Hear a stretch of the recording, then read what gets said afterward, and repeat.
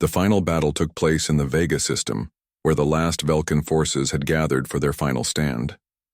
Admiral Taman commanded what remained of the once mighty Vulcan fleet, 300 ships that had survived humanity's year-long campaign of vengeance. Facing him was a massive human armada led by Supreme Admiral Hyun-Soo Kwon, 800 ships crewed by humans and their newly liberated allies. But more than numbers, each ship carried something the Vulcans could never understand: the memory of Mumbai and the promise that no other world would suffer the same fate.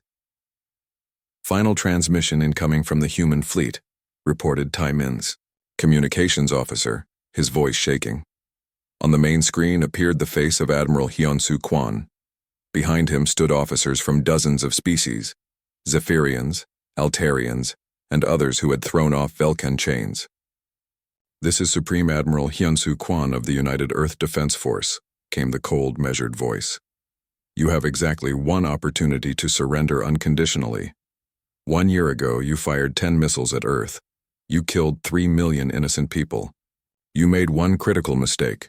You left 4 billion humans alive to remember what you did." Taemin felt the weight of that mistake pressing down on him. Every battle over the past year had shown him the same truth. Humans did not fight like other species.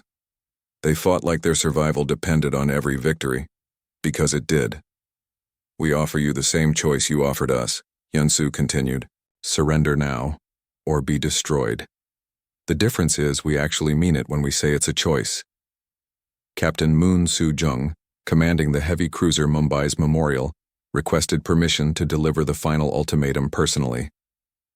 Hyun-Soo granted it without hesitation. Moon Soo's face appeared on every Vulcan ship's communication system. His uniform bore the insignia of someone who had lost everything and gained something far more dangerous in return: absolute determination, my care. "Name is Captain Moon Soo-jung," he said simply. "1 year ago, your missiles killed my wife in Mumbai. Her last words to me were, 'Make them pay.' Today, we finish keeping that promise." The communication ended. Admiral Taemin looked around his bridge at officers who had conquered 47 worlds without ever facing real resistance. They had been so confident when they fired those 10 missiles at Earth. So certain that humans would surrender like every other species, sir, asked his tactical officer. "Your orders?" Taemin thought about the reports he had read. Human ships ramming alien vessels when their weapons failed. Human soldiers fighting to the death rather than surrendering. Human civilians working day and night to build weapons for a war they never wanted but refused to lose. "All ships," he said quietly. "Stand down. Surrender unconditionally." The final battle of the Vulcan War ended without a shot being fired, but humanity's work was just beginning. Over the following months, human fleets systematically dismantled every remnant of Vulcan military power. Not to conquer, but to ensure that the cycle of oppression ended forever. Dr. Bo-ram Choi established the Galactic Defense Initiative, sharing human military technology with every liberated world. The same stealth systems that had hunted Vulcan, scouts were given freely to former slaves so they could defend themselves. "Why are you giving us your weapons?" asked Elder Wu Jin Park of the Zephyrians. "Doesn't that make us a threat to you?" "The only species we consider a threat," replied Dr. Bo-ram, "are those who attack innocent worlds. Defend yourselves. That's what we would want you to do." Captain Jae-sung Kim founded the Interstellar Peacekeeping Corps, a volunteer force of humans and aliens dedicated to preventing future genocides. Their ships patrolled the galaxy carrying a simple message: no world would face extinction alone. The liberated species began to understand something remarkable about humans. They had not fought the war to build an empire. They had fought it to prevent anyone from building empires through fear and murder. Admiral Do-hyun Kim stood before the newly formed Galactic Council, representing 47 liberated worlds and 12 former Vulcan client species. As Earth's representative, he could have demanded tribute, claimed territory, or established human dominance over the galaxy. Instead, he said something that shocked every alien delegate present. "Earth claims no authority over any world except our own. We fought this war not to conquer but to liberate. Each species represented here has the right to govern themselves, defend themselves, and choose their own future. But you won the war. protested a Zephyrian representative. By galactic law, you could claim rulership over all Velkan territory. Galactic law failed when it allowed the Velkans to enslave 47 worlds, Do-hyun replied. We're here to build something better. What they built was unprecedented in galactic history, a voluntary alliance of free species dedicated to mutual defense and cooperation. But the most important change was not political, it was psychological. Throughout the galaxy, species that had lived in fear for centuries began to understand that they no longer had to be afraid. The humans had proven that oppressors could be defeated, that small determined forces could overcome vast empires, that some species could not be conquered. On the rebuilt world of Mumbai, a memorial was erected where the alien missile had struck. Captain Moon Soo-jung attended the dedication ceremony, along with thousands of other veterans of humanity's first interstellar war. The monument was simple, a black stone wall with 3 million names carved into its surface. Above the names, words that had become humanity's promise to the galaxy. They thought 10 missiles would break us. They learned what every human enemy has learned throughout history. We don't break. We bend, we adapt, we overcome. And then we ensure no one else faces what we faced. Never again. Admiral Do-hyun Kim, now showing his age but still sharp, spoke to the gathered crowd. Veterans, civilians, and representatives from dozens of alien species listened as he delivered humanity's message to the stars. 5 years ago, we learned we were not alone in the universe. We learned that the universe contained species capable of great evil, but we also learned that it contained species capable of great good, including ourselves.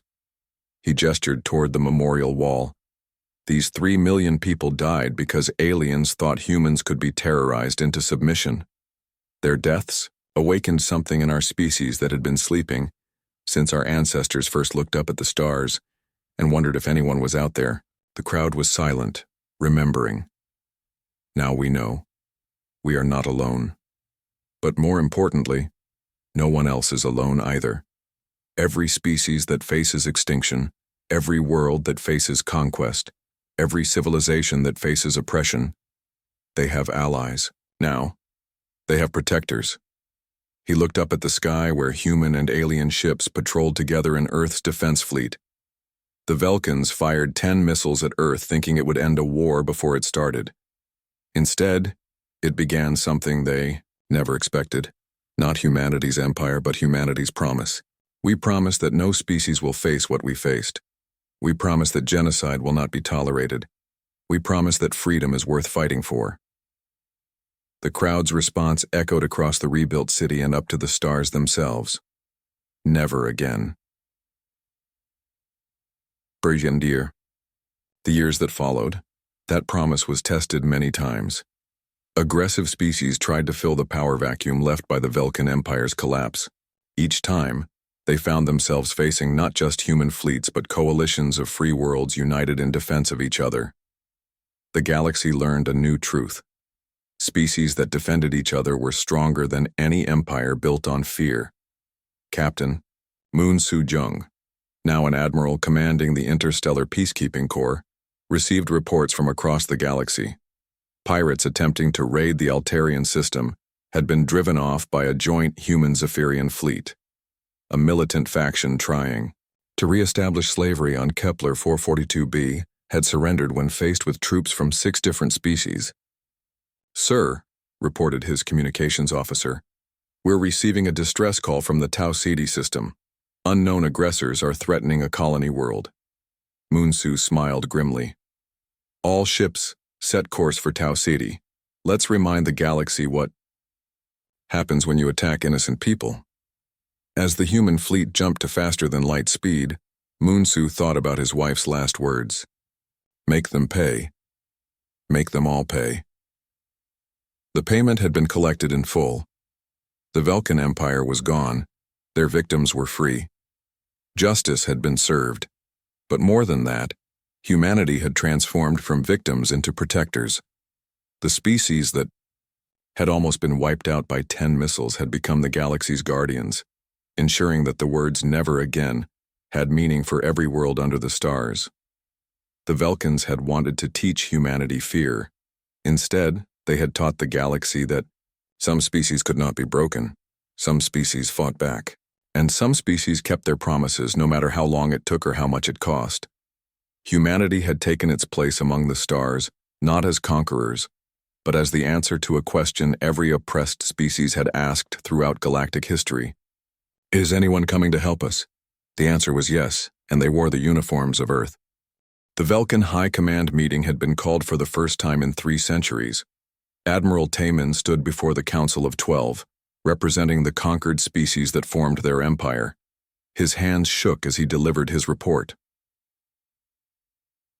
"Talkbindo, the past year we have lost over 300 ships to human attacks," he said. 17 military installations have been destroyed. 4 supply worlds have been captured. High Admiral Kyung Ho Shin slammed his fist on the table. "How is this possible? 1 year ago, these humans could barely reach their own moon." "Sir, they learn very quickly," Taemin replied. "Every battle teaches them new tactics. Every ship they capture gives them better technology." "And our own forces?" asked Council Member Haisun Kim, representing the conquered Altarian species. "Demoralized, sir. Our soldiers have never fought an enemy like this. The humans don't fight to conquer. They fight like their entire species depends on victory." "Because it does," said Admiral Young-Sik Kim quietly. "We tried to wipe them out. Now they're trying to wipe us out." The room fell silent. For the first time, Velkan leaders were admitting they might lose a war. Meanwhile, human fleets struck across 12 star systems simultaneously. Fleet Admiral Hae-Won Kim led the liberation of Kepler 442b, home of the enslaved Zephyrians. Her tactics were brutal in their efficiency. "All Velkan military targets are to be destroyed immediately," she ordered her fleet. "Any Velkan ships that surrender will be spared. Any that continue fighting will be eliminated." The human fleet appeared without warning above the Zephyrian homeworld. 50 human ships against 30 Velkan defenders. But the humans had learned to use every advantage. "Broadcasting surrender terms on all Velkan frequencies," reported Communications Officer Changmin Park. The message was simple. Surrender now and be judged by the Zephyrians you enslaved. Continue fighting and be judged by humans. Most Velkan ships chose surrender. On the planet's surface, Elder Woojin Park led his people out of the slave camps for the first time in 200 years. Human Marines helped them secure weapons from Velkan armories. "Why are you helping us?" Woojin asked Captain Sujin Lee of the Human Marines. "Because no species should be enslaved," Sujin replied. "We know what it's like to face extinction. We won't let others go through what we went through." Within days, the Zephyrians had formed their own government and joined the growing alliance against the Velkan Empire. But the most devastating human weapon was not military. It was informational. Dr. Changmin Park had cracked all Velkan communication codes. Commander Miran Lee led a psychological warfare campaign that reached every corner of the empire. Detailed broadcasts of human victories were sent to all conquered worlds. Videos of liberated species celebrating their freedom. Most damaging of all, accurate casualty reports showing how quickly the invincible Velkan military was being destroyed. "The humans are fighting a different kind of war," reported Velkan Intelligence Chief Nayung Song to the High Command. "They're not just attacking our ships, they're attacking our reputation." "What do you mean?" asked Kyung Ho Shin. "Every species in our empire now knows we can be defeated. Slave revolts are starting on 6 worlds. 3 client species have declared independence." The Velkan Empire was falling apart from the inside. Colonel So-Young Park led the first human ground assault on a Velkan homeworld. The Battle of Vega Prime was supposed to be impossible. Humans had no experience fighting on alien worlds. They had no idea what to expect. What they found was an enemy that had never faced determined ground troops. "The Velkans are excellent space fighters," So-Young reported to Earth Command. "But their ground forces are weak. They're used to conquering species that surrender quickly." Human soldiers advanced through Velkan cities using tactics learned from centuries of Earth warfare. They moved in small groups, used cover effectively, and supported each other under fire. The Velkans had energy weapons and advanced armor. But they had never fought an enemy that refused to give up. "Sir, the humans keep fighting even when wounded," reported a Velkin ground commander to his superiors. They fight even when surrounded. They fight even when they should surrender. Why? Asked his commander. Because they know their species will go extinct if they lose. That knowledge made humans capable of tactics that no rational enemy could predict. When surrounded, they would fight harder instead of surrendering. When outnumbered, they would attack instead of retreating. Captain Donghyun Yoon found himself leading a desperate battle to hold a bridge on Vega Prime. His company was surrounded by 300 Velkin soldiers. Any reasonable military force would surrender. "Sir, we're completely outnumbered," said Sergeant Jin Ho-oh. "Should we surrender?" "Do you want your children to be slaves?" Donghyun asked. "No, sir. Then we hold this bridge until reinforcements arrive, no matter how long it takes." They held the bridge for 18 hours against impossible odds. When human reinforcements finally arrived, they found Donghyun's company still fighting. Half were wounded, but none had given up. "How did you hold out so long?" asked the relief commander. "We're humans," Donghyun replied. "We don't know how to quit." Stories like this spread throughout the human forces, but they also spread to the aliens. Velkin soldiers began to fear fighting humans in ground combat. They knew that humans would never stop fighting, no matter how hopeless the situation became. The psychological effect was devastating to Velkin morale.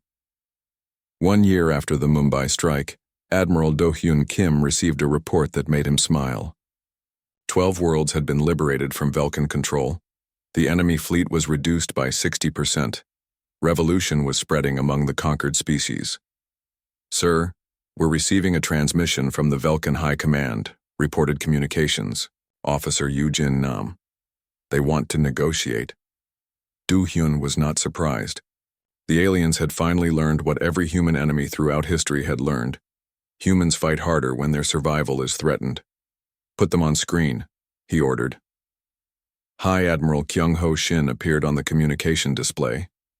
He looked tired and defeated. "I am authorized to negotiate a ceasefire," Kyung-ho said. "A ceasefire?" Do-hyun replied.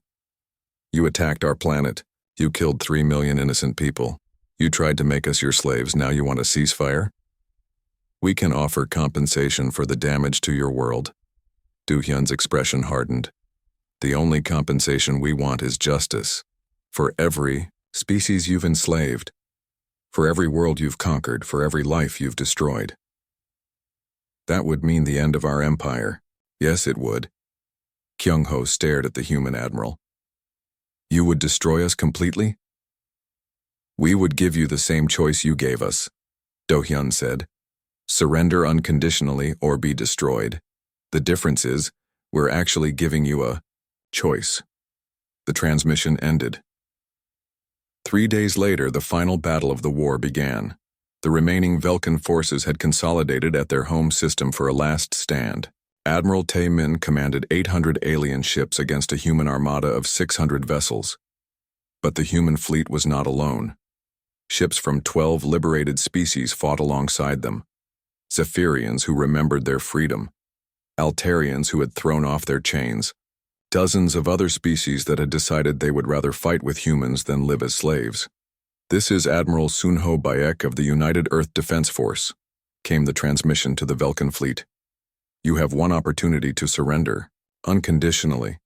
You fired 10 missiles at Earth. You killed millions of our people. You made the mistake of leaving the rest of us alive to remember." Admiral Tae-min looked at his tactical display.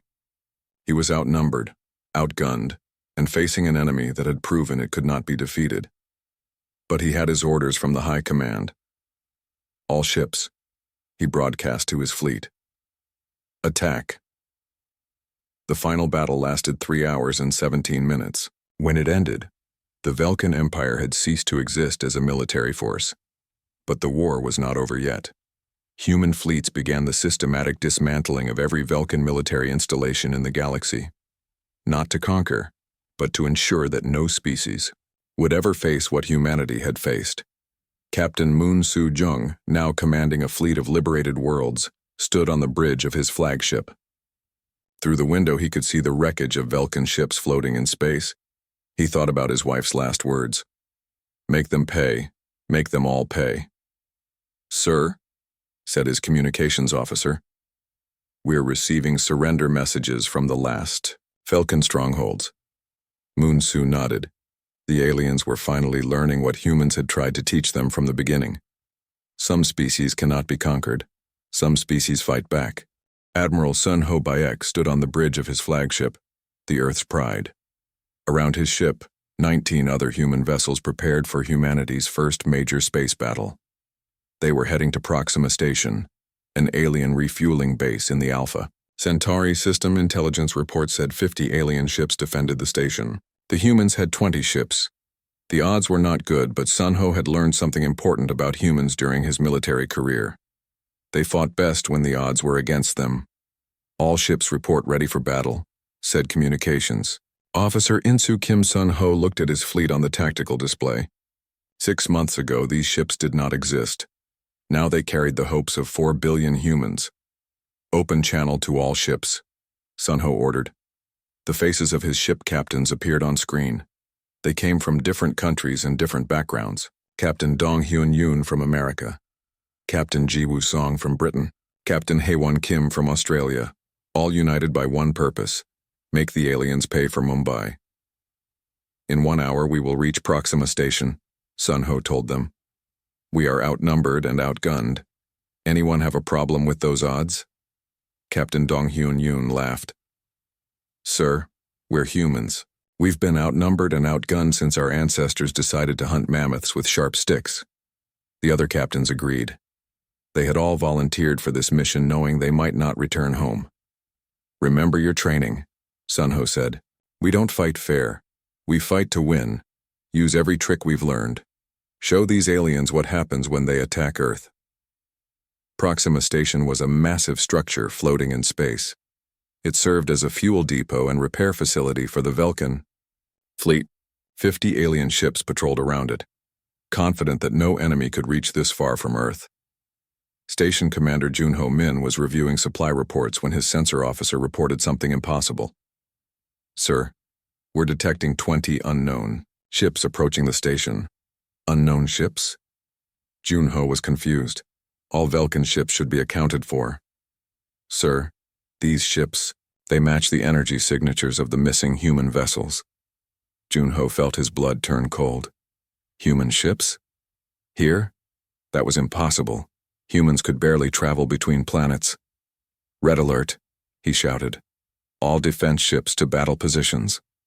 But the humans did not wait for the aliens to organize their defense.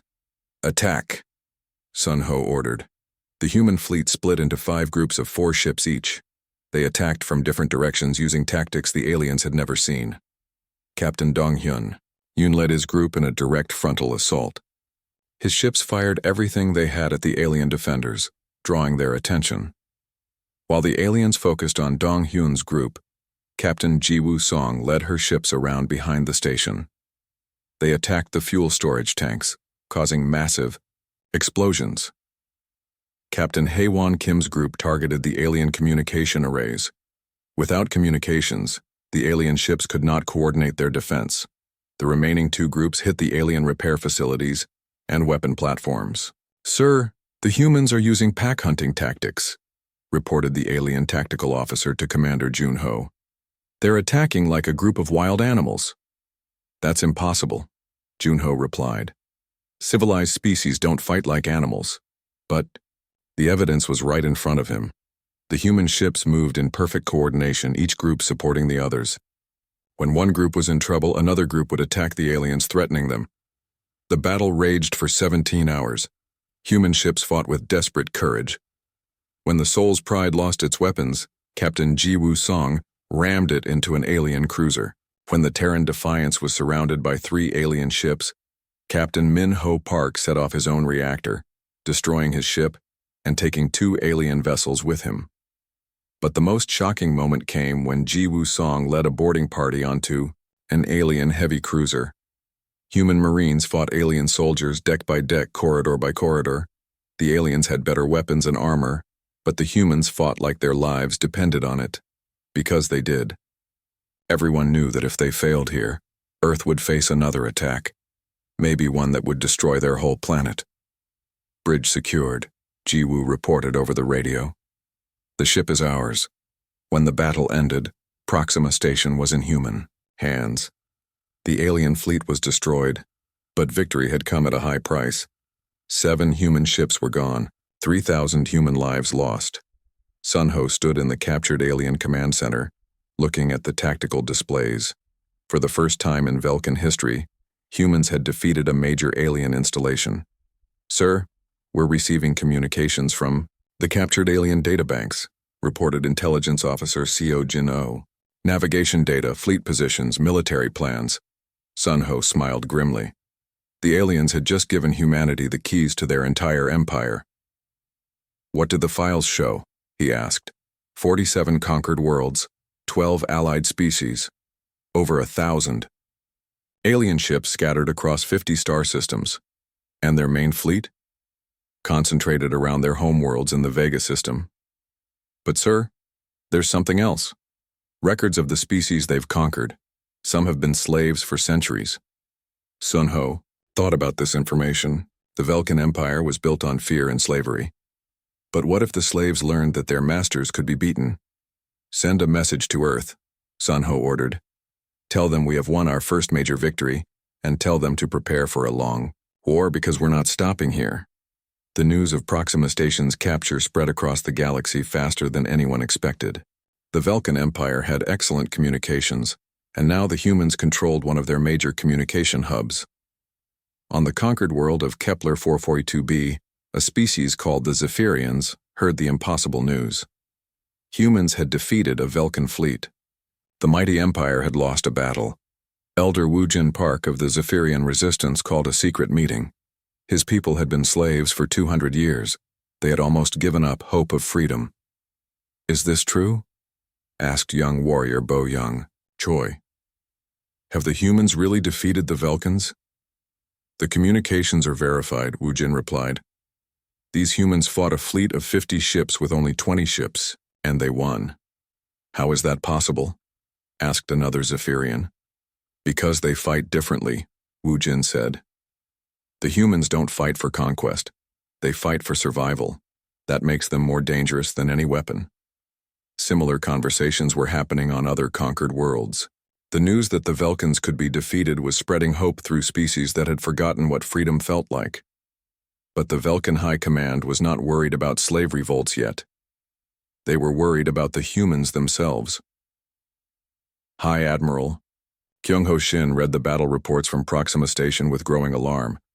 How had primitive humans managed to defeat 50 Velkan ships? "What are your recommendations?" he asked his war council. "We must attack Earth immediately," said Fleet Admiral Tae Woo Lee, "before the humans get stronger." "With what ships?" asked Admiral Young Sik Kim. "The humans are attacking our fleets across 12 systems. We cannot gather enough ships to destroy their planet without leaving our own worlds undefended." This was the problem Kyung-ho had never faced before. Previous conquests had been simple. Attack one world, defeat its defenders, move on to the next world. But the humans were attacking everywhere at once. "They're forcing us to spread our fleet thin," realized Intelligence Chief Na Young-song. "Classic military strategy. Make your enemy fight on multiple fronts." "But they're still outnumbered," Kyung-ho said. "We have 10 ships for every human ship." "Yes, sir. But their ships work together better than ours do, and their crews fight harder." Kyung-ho did not want to admit it, but he was starting to understand something disturbing. The humans were not just lucky. They were good at war. Very good. On Earth, the victory at Proxima Station was celebrated, but Admiral Do-hyun Kim was already planning the next attack. "We have their navigation data now," he told his staff. "We know where all their bases are. We know where their supply lines run. We know where their main fleets are located." "What's our next target?" asked General Hyun Soo Kwon. Do-hyun pointed to a star map showing Velkan territory. "All of them. We hit them everywhere at once. Make them choose between defending their bases and attacking Earth." Captain Moon Soo-jung, now promoted to Admiral, studied the battle plans. "Sir, this will require every ship we have. If we fail, Earth will be defenseless. If we don't try, Earth will be destroyed anyway, Do-hyun replied. The aliens are gathering their fleets. Soon they will have enough ships to overwhelm our defenses. We have to hit them before they're ready. Dr. Bo-ram, Choi entered the command center with more captured alien technology. Sir, we've analyzed their communication systems. We can intercept all their military messages now. What are they saying? Asked So-young Park. They're scared, Bo-ram said simply. Their messages show confusion and panic. They don't understand. How we're winning battles, Do-hyun smiled. Good. Scared enemies make bigger mistakes. The next phase of the human war effort would be the largest military operation in human history. Every ship, every weapon, every soldier would be committed to one goal: prove to the galaxy that the Velkan Empire could be defeated. But first, they had to survive what was coming, because the aliens were no longer treating this as a simple conquest. They were treating it as a war for their survival, and they were right to be afraid. Captain Jae-sung Kim guided the Silent Vengeance through the asteroid belt near Jupiter. The ship moved slowly and quietly. Its special coating made it invisible to alien sensors. Inside the ship, his crew worked without speaking. Target is 2 kilometers ahead, whispered Lieutenant Commander Young-ho Park. He watched the alien scout ship on his screen. It was 3 times bigger than their human ship. Communications Officer Miran Lee listened to alien radio messages. They're reporting back to their main fleet about Earth's defenses, she said quietly. They don't know we're here. Jae-sung nodded. This was humanity's first real test. For 6 months, they had been hiding and building weapons. Now it was time to fight back. The alien ship was called Star Hunter. Commander Veltar was its captain. He was bored with this assignment. Watching primitive humans was not exciting work. The humans had no real weapons. Their ships were slow and weak. Any changes in their defenses? Veltar asked his sensor officer. No, sir. The humans are still using the same old technology. They have not improved since we attacked their city. Veltar was not surprised. Most species gave up after one attack. These humans were probably building their surrender message right now. Continue monitoring, he ordered. High Command wants complete information before the next attack. But High Command would not get that information. Jae-sung gave the signal to attack. 3 human ships appeared from different directions. The Silent Vengeance fired missiles from the front. The Mumbai's Wrath under Commander Seo Jun-oh attacked from above. The Terran Fury under Captain Yoo Jin-han came from below. The alien ship had better shields and weapons. But it was alone, and the humans worked as a team. Their shields are holding, reported Young-ho as their first missiles hit the alien ship. Keep firing, Jae-sung ordered. Yoo-jin, target their engines. Seo Jun, hit their weapons. The 3 human ships moved like dancers. They had trained for this moment for months. Every pilot knew exactly what to do. Commander Veltar's ship shook under the human attack. Alarms rang throughout his bridge. Where did they come from? Veltar shouted. How many ships? 3 ships, sir, but our sensors show nothing. They must have some kind of stealth technology. Veltar was shocked. The intelligence report said humans had no stealth capabilities, no advanced weapons. How? Were they attacking his ship? Return fire, he ordered. The alien ship's energy weapons lit up space. But the human ships were fast and small. They moved in patterns the aliens had never seen before. Sir, they're using pack hunting tactics, reported the alien tactical officer. Like wild animals surrounding prey. Veltar had never heard of such a thing. Civilized species fought in organized formations. These humans fought like beasts. The battle lasted 20 minutes. In the end, human teamwork defeated alien technology. The Star Hunter exploded in a ball of fire. Target destroyed, reported Yoo Jin-han from the Terran Fury. No alien survivors. Jae-sung felt no joy at the victory. This was not about winning battles. This was about sending a message. Collect all the alien wreckage you can find, he ordered. Command needs to study their technology. Miran Lee was already recording everything. Sir, I intercepted their final transmission. They were calling for help when we destroyed them. Good. Jae-sung said. Let their friends know that humans can fight back. The news of the first human victory spread across Earth in hours. People celebrated in the streets. For the first time since the Mumbai attack, humans had something to be happy about. Admiral Do-hyun Kim watched the celebration videos from his command center, but he was not celebrating yet. One victory does not win a war, he told his staff. We need to keep hitting them before they figure out our tactics. Over the next month, human stealth ships attacked 12 more alien scouts. Each time the result was the same. The aliens never saw the humans coming. Admiral Tae-min was getting worried reports from all over his territory. His scout ships were disappearing without a trace. No distress calls, no evidence of what destroyed them. Just empty space where his ships used to be. This is impossible, he told Commander Hee-jin. The humans have no space fleet. Our intelligence is very clear about this. Maybe our intelligence is wrong, sir, Hee-jin suggested carefully. Tae-min did not want to believe it, but the evidence was growing. 12 ships lost in 1 month, all in different locations, all destroyed by unknown attackers. Send a message to High Command, he ordered. Request permission to attack Earth immediately, before the humans get stronger. But High Command had other problems. Reports were coming in from across the Velkan Empire. Human ships had been spotted in 5 different star systems. They were attacking supply convoys and communication stations. High Admiral Kyung-ho Shin read the reports with growing anger. How had primitive humans managed to build a space fleet so quickly? What do we know about their capabilities? He asked his intelligence chief. Very little, sir. Their ships appear to have stealth technology and conventional weapons. They avoid direct battles with our main fleets. Cowards, Kyung-ho said. They attack from shadows like criminals. Perhaps, sir, but their tactics are very effective. We have lost 30 ships in 6 weeks. 30 ships. Kyung-ho had not lost 30 ships in his last 10 conquests combined. These humans were becoming a real problem. On Earth, Dr. Bo-ram Choi worked with captured alien technology around the clock. Each destroyed alien ship gave humanity more knowledge.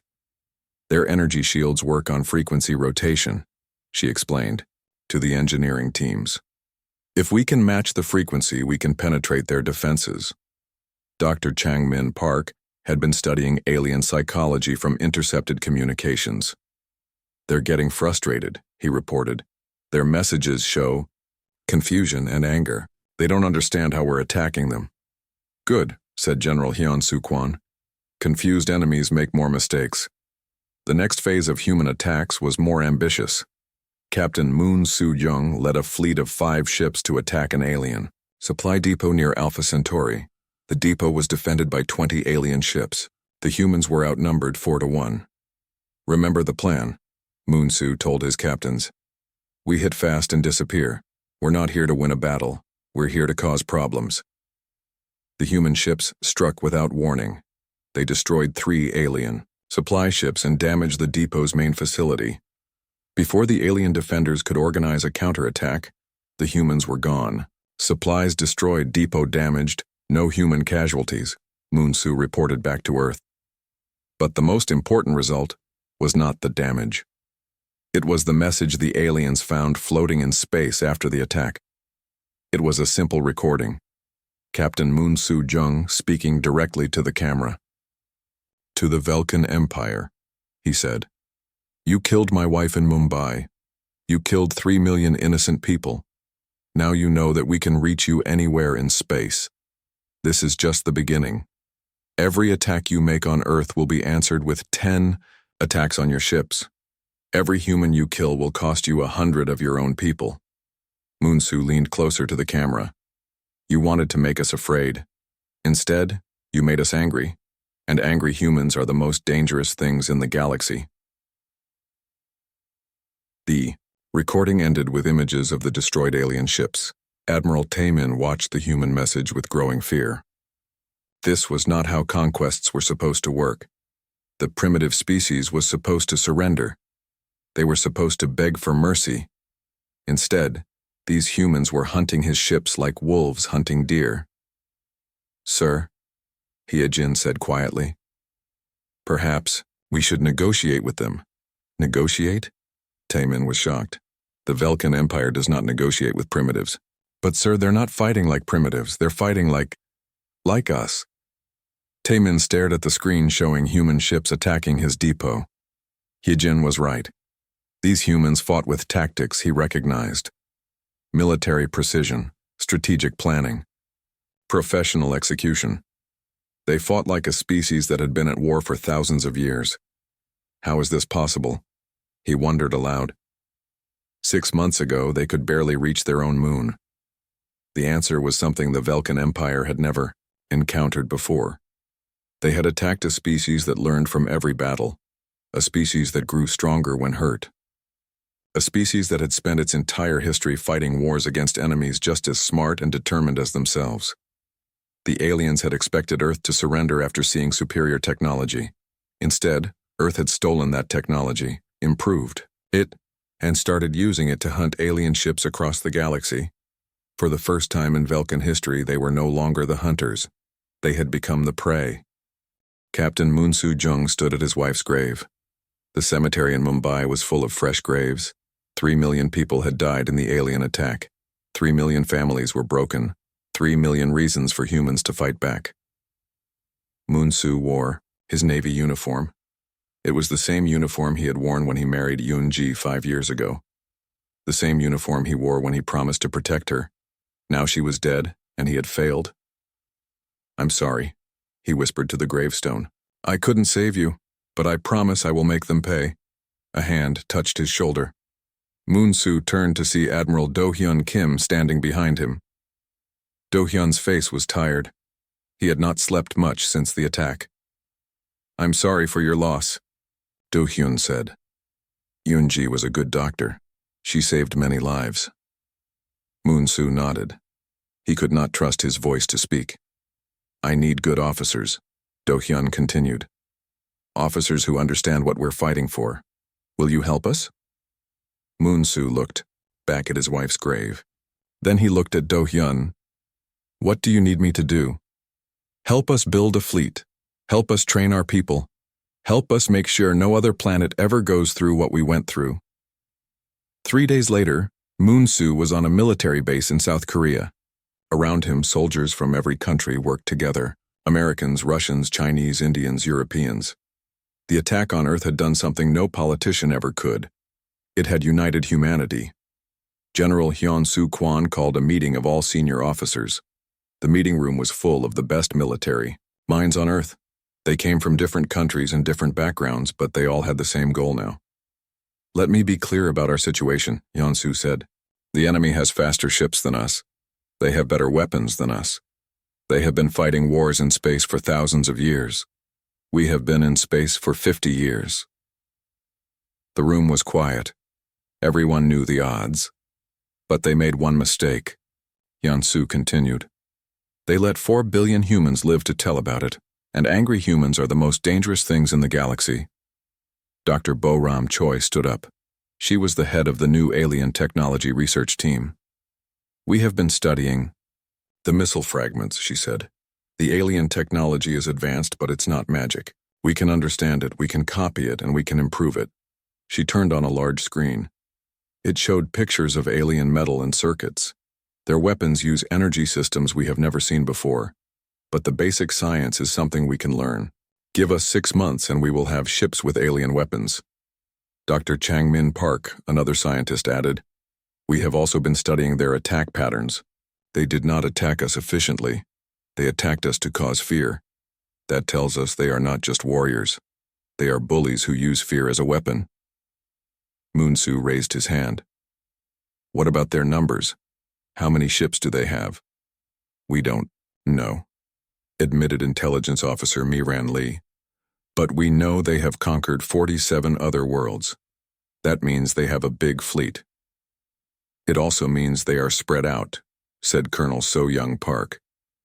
They cannot put all their ships in one place. If we hit them fast and hard, we can win battles even if we cannot win the war.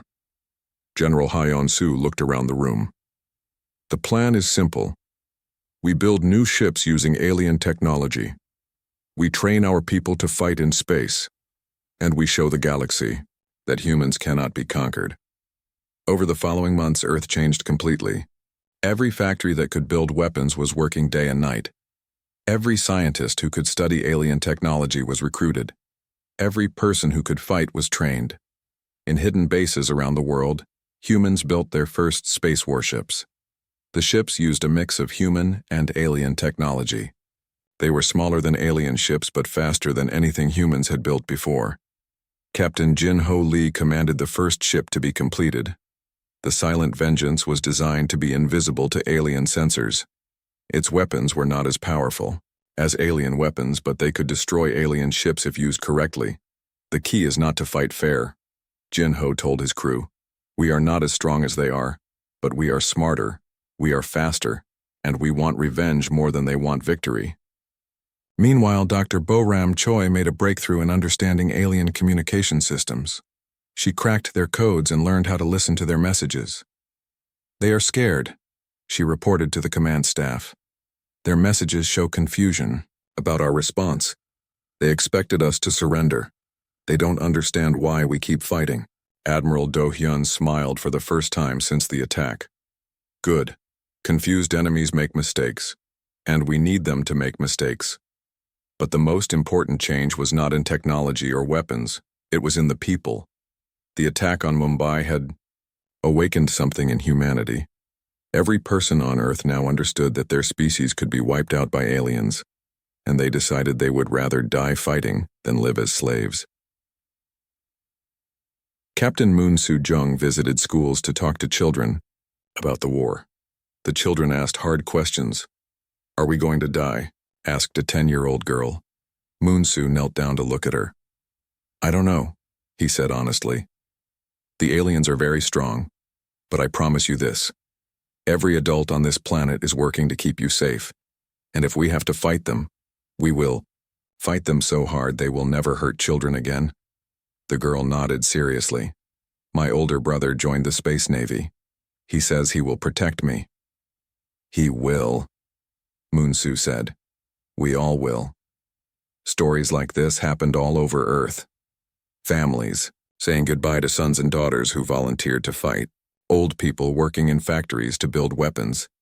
Children studying hard so they could help when they grew up. The aliens had wanted to break humanity's spirit. Instead, they had forged it into something stronger than ever before. 6 months after the attack, Admiral Do-hyun received a report that made him smile. Captain Jin-Ho Lee had successfully tested the Silent Vengeance against an alien scout ship near Mars. The ship never saw us coming, Jin-Ho reported. We destroyed it with conventional missiles. The aliens still don't know we have stealth technology. How many more ships do we have ready? Do-hyun asked. 20 stealth ships are complete. 50 more will be ready next month. All crews are trained and ready for combat. Do-hyun nodded. It was time to stop playing defense.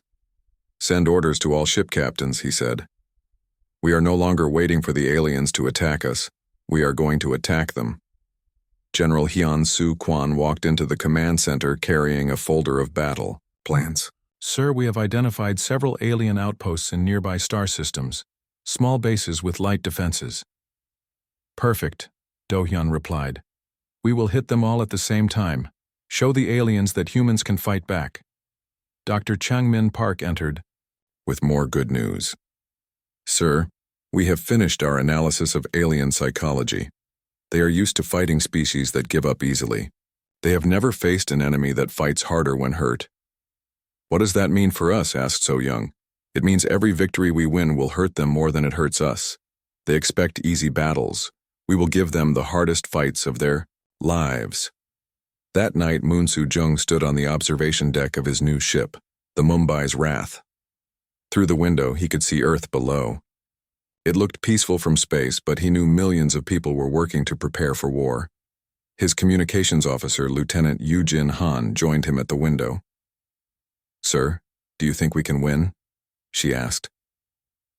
Moon Soo thought about his wife's last words. Make them pay. Make them all pay. I don't know if we can win, he said, but I know we will never stop trying, and that might be enough. The next morning, 20 human ships left Earth's orbit heading for alien territory. They were outnumbered, outgunned, and facing an enemy that had conquered 47 worlds. But they had something the aliens did not understand. They had the fury of a species that had looked death in the face and chosen to fight back. They had the determination of parents protecting their children. They had the rage of people who had lost everything and had nothing left to lose.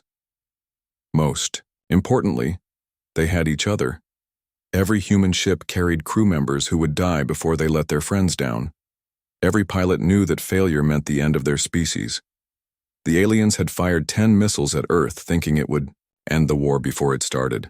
They were about to learn that it had only made humans angry enough to fight back. Admiral Taman looked at the small blue planet on his screen. Earth, the humans called it. He had done this 47 times before with other worlds. Send 10 missiles as a warning. Wait for surrender. Move on to the next planet. Sir, we are in position, said Commander Hyojin from her station. The missiles are ready to fire.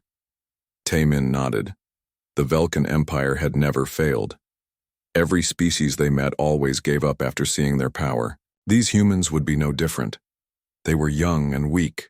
Their ships could barely leave their own planet. Fire all 10 missiles, Taemin ordered. Target their biggest cities. They will surrender before the missiles even reach them. On Earth, Admiral Do-hyun Kim stood in the Seoul Defense Center. Red lights flashed everywhere. Alarms rang through the building. His people worked fast at their computers and screens. Sir, we have 10 objects coming toward Earth, said Lieutenant Yoo-jin Nam. Her voice shook as she spoke. They are moving, very fast. They will be here in 1 hour. Do-hyun felt his stomach drop. 1 hour ago, Earth had been alone in space. Now alien ships were attacking them. He looked around the room at his officers. Colonel So-young Park was talking to defense, bases around the world. Captain Jin-ho Lee was trying to contact the alien ships. What kind of weapons are they? Do-hyun asked. Nuclear, sir, Yoo-jin replied. Each one could destroy a whole city. The room went quiet. Everyone stopped working for a moment. These were not warning shots. These aliens wanted to kill millions of people. Get me the president, Do-hyun said. And contact every military base on Earth. We have 50 minutes to stop those missiles. Around the world, humans scrambled to defend their planet. Fighter jets took off from every country. Missile defense systems came online. Satellites turned their weapons toward space. Nobody had ever fought aliens before, but they knew how to fight. In Mumbai, Dr. Yoon-ji Jung was having lunch with her husband, Captain Moon-soo Jung. He was visiting from his naval base. They were planning their vacation when the emergency alarm started. All citizens must go to shelters immediately, the voice on the radio said. This is not a test. Alien attack incoming. Moon-soo grabbed his wife's hand. We need to get underground, now. But there was no time. The defense system stopped 9 missiles. The 10th one got through. The blast was brighter than the sun. The heat wave came first, then the shock wave. Moon-soo threw himself over Yoon-ji, but it was not enough. The building collapsed on them. When Moon-soo woke up, half of Mumbai was gone. Yoon-ji was dying in his arms. Blood came from her mouth. Her skin was burned. She looked at him with pain in her eyes. Moon-soo, she whispered. Make them pay. Make them all pay. She died holding his hand. In space, Admiral Taemin waited for Earth to surrender. This always happened quickly. The humans would see their dead city and give up. But no message came.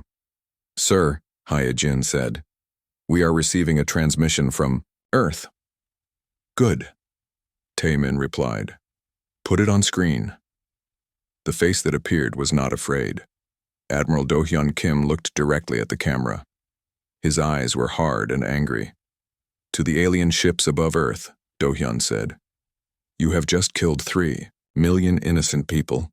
We do not know who you are or why you came here, but we know what you did. This is not surrender, this is a promise. We will find you. We will stop you and we will make you pay for what you have done today. Taemin was confused.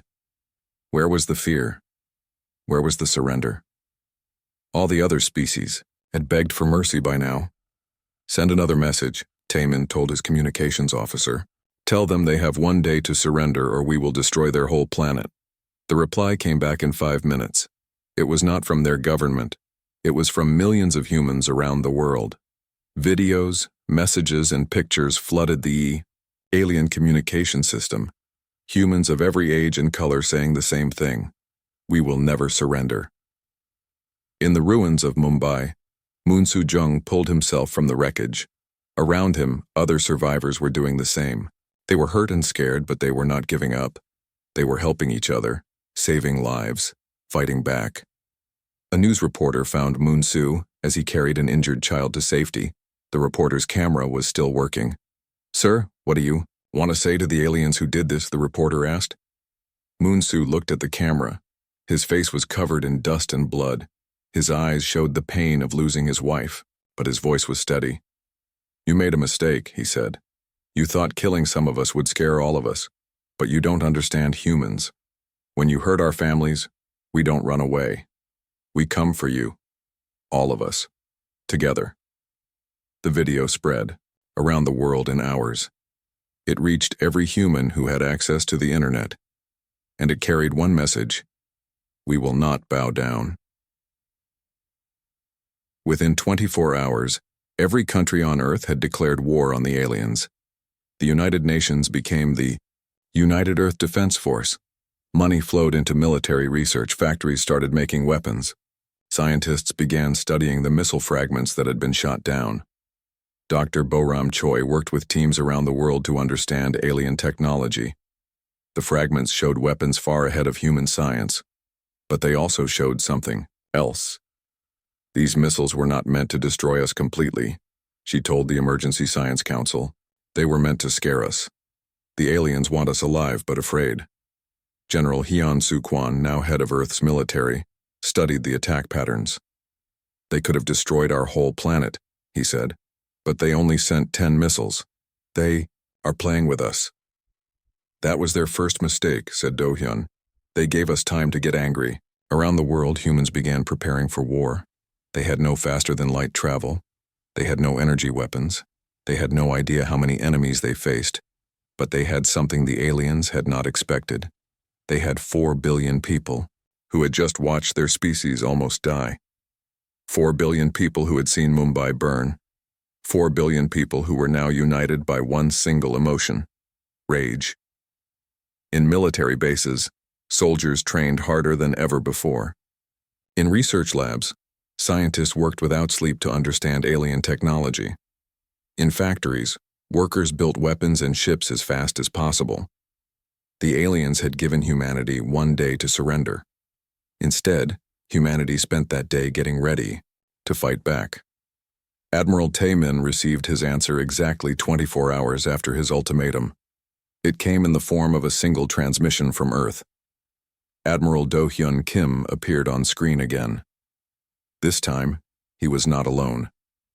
Behind him stood military leaders from every nation on Earth: American generals, Chinese admirals, Russian commanders, European officers, all wearing the same uniform now, all serving the same cause. "You wanted an answer," Do Hyun said. "Here it is. We have studied your weapons. We have seen your tactics, and we understand what you are. You are bullies who pick on smaller species. You think power makes you strong?" Do Hyun leaned forward. "But you picked the wrong species this time. Humans have been fighting each other for thousands of years. We know how to fight. We know how to win. And we know how to hate." He stood up. Behind him, every officer did the same. "So here is our answer to your surrender demand. Come and take our planet if you can, but know this: every human you kill will be avenged by 1,000 more. Every city you destroy will be rebuilt stronger. And when we are done with you, the galaxy will know that some species cannot be conquered." The transmission ended. Taemin stared at the black screen.